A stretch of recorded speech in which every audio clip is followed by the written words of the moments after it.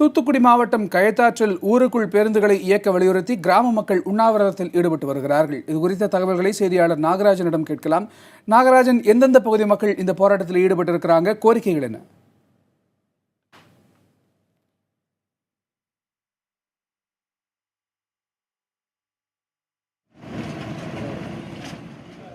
நாகராஜன், இந்த உண்ணாவிரதத்தில் எந்தெந்த பகுதி மக்கள் ஈடுபட்டு வர்றாங்க, அவங்களுடைய கோரிக்கைகள் என்ன?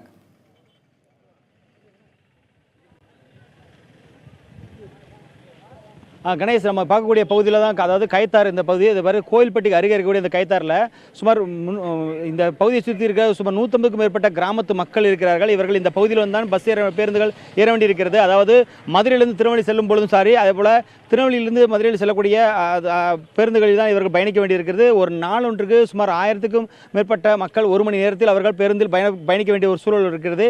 இந்த சூழ்நிலையில் இந்த ஊருக்குள் பேருந்துகள் வருவது என்பது கடந்த சில வருடங்களாகவே வெகுவாக குறைந்துள்ளது. குறிப்பாக நாள் ஒன்றுக்கு சுமார் 300க்கும் மேற்பட்ட பேருந்துகள் வந்த நிலையில் தற்பொழுது 70 பேருந்துகள் மட்டுமே ஊருக்குள் இயக்கப்படுவதாக தெரிவிக்கிறார்கள். எனவே இதன் காரணமாக இங்கிருந்து ஆயிரக்கணக்கான மக்கள் வெளியேறுவது, அதாவது தொழில் ரீதியாக, விவசாய ரீதியாக, கல்விக்காக என பல்வேறு தேவைகளுக்காக வெளியே செல்ல வேண்டியவர்கள் செல்ல முடியாத ஒரு சூழ்நிலை ஏற்பட்டது.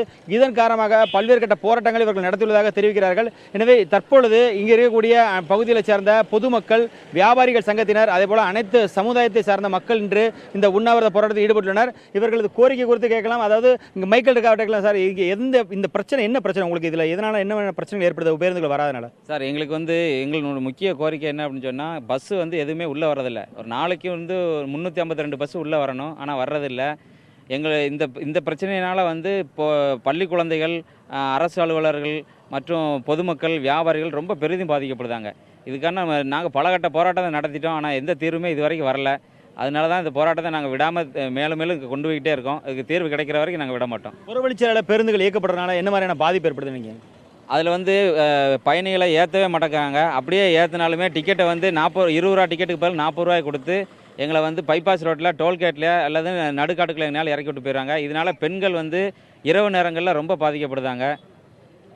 அதே போல் இந்த புறவழிச்சாலை இயக்கப்பட்ட பேருந்துகள் இப்போ, அதாவது அதுக்கான முறையான அனுமதி பெற்று தான் இயக்கப்படுதா, இல்லை ஊருக்குள் வராமல் இயக்கப்படுற பேருந்துகளோட பின்னணி என்ன அப்படின்னு நினைக்கிறீங்க? பேருந்துகள் ஒரு சில பேருந்துகள் தான் அனுமதி இருக்குது. மற்ற பேருந்துகள் எல்லாமே ஸ்டிக்கர் தான் ஒட்டி போகுது. பைபாஸ் ரைடு ஸ்டிக்கர் ஒட்டி தான் போய்கிட்டு.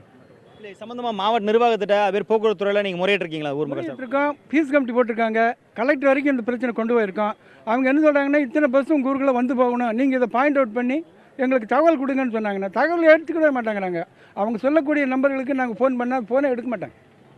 அந்த டிப்போக்களுக்கு எந்த விதமான பதிலும் வர்றதில்லை. தற்பொழுது இதுக்காக இப்போ கோயில்பட்டிக்கு ஒரு அமைச்சர் கூட இருக்கார். அப்படிங்கும்போது அவர்கிட்ட இது சம்மந்தம் முறையிட்டிருக்கீங்களா? ஒட்டுமொத்த சுமார் 3 யூனியன் பஞ்சாயத்துக்கு செயற்பட்ட, அதாவது 45 பஞ்சாயத்துக்கு உட்பட்ட பகுதியான பிரச்சனையாக பார்க்கப்படுது. அப்படிங்கும்போது இது சம்மந்தமாக நீங்கள் அமைச்சர்கிட்ட இது குறித்து எதுவும் கேட்டிருக்கீங்களா? தமிழக அமைச்சர்கிட்ட கோரிக்கை கொடுத்துருக்கோம். அமைச்சரும் வாய்மொழியான உத்தரவுகள்லாம் கொடுத்துருக்காரு.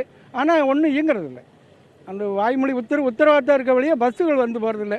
பொதுவாகவே மதுரையிலேருந்து கயத்தாறு வரணும் அப்படின்னா நாங்கள் ஒன்று திருநெல்வேலி டிக்கெட் போடணும்.